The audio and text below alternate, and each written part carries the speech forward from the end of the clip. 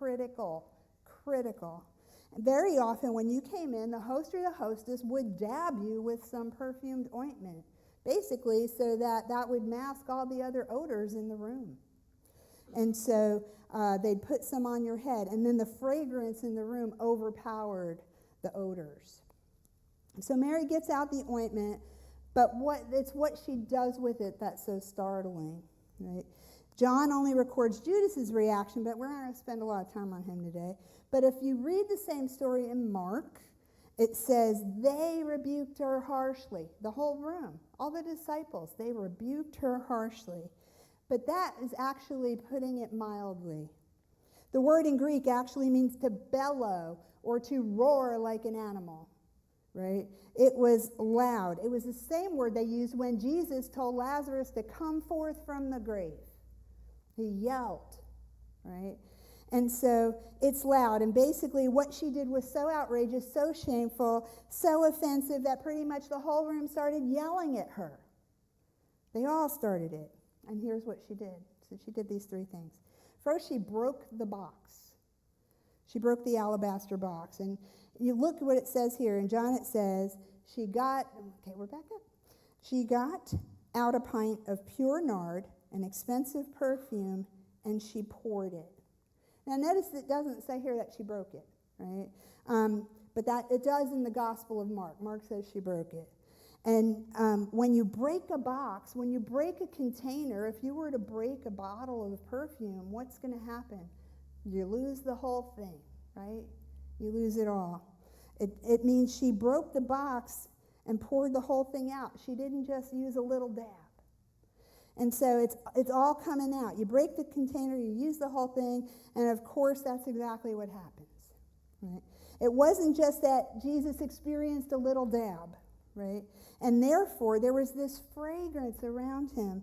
But look, it says the whole house was filled with the fragrance, right? And the reason people were so astonished was because this was really extravagant, right? Judas says that it was worth a year's wages. A lot of commentators say that unless Mary and Martha's family was particularly wealthy, if they were extremely rich, if they weren't, this would have been the most expensive thing they owned, right? And if it was an alabaster box, like Mark tells us, it was certainly an heirloom that had been passed down from family member to family member through the generations. It was a type of financial security for their family. So when they first saw her pull the box out, they were like, oh, that's so nice. You know, she's going to honor Jesus. She's going to put some of this ointment on him. But she breaks the box and pours it out. That's the first thing. The second thing she does is she puts it on his feet, right? And that wasn't a culture where you touched feet unless you were the lowliest of the low servants. So it was considered demeaning, and she touched Jesus' feet. And then the third thing she did is she wiped it with her hair. She let her hair down, right?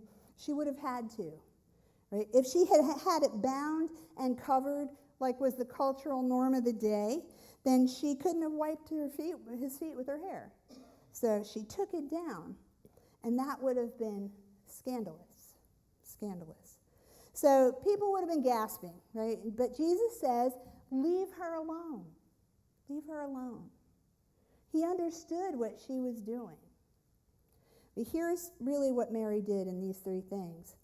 What she's saying is, I'm going to come to Jesus without any conditions. I'm not going to have any conditions. I can't love him conditionally. If I'm going to follow him, I'm going to do it unconditionally. And those, with the three things she did, look at this. First of all, she breaks the box. She gives it all out. What she's saying, she's actually saying, I'm willing to give you anything. I'm willing to give up anything. Right? A lot of us struggle with our 10% tithe. And she probably gave 90% of what she had. Right? So no matter the cost, unconditionally. That's number one. Second, when she goes to his feet, she even goes further. It said, we said that only servants touch feet, but that was even meant for the lowliest of servants. Right? The rabbis of the time said that if you had a Jewish servant, if you had somebody who was Jewish, who was in your community, you couldn't ask them to touch feet. That was their right. They had rights. And so Mary is basically saying when she does this is, I'm giving up my rights for you, right? I'm loving you unconditionally. And then the third thing, she lets down her hair. And it was scandalous because they were having, in